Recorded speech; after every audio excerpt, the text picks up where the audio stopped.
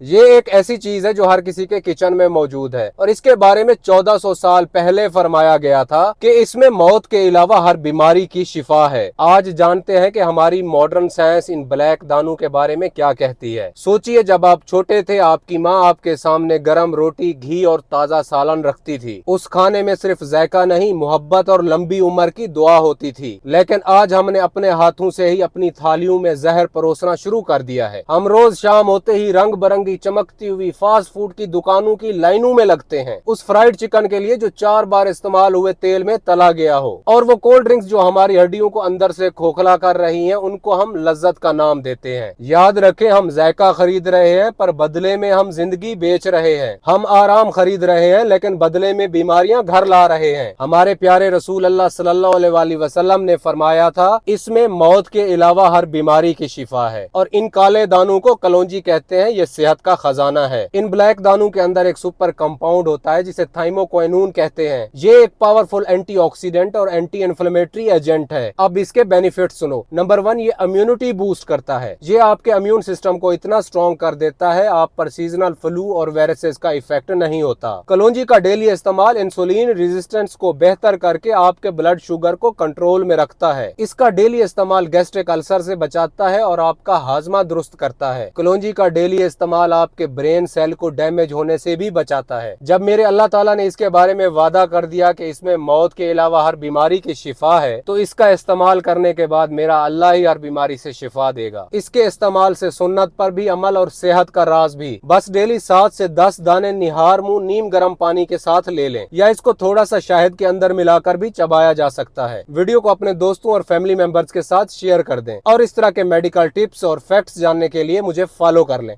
That's it.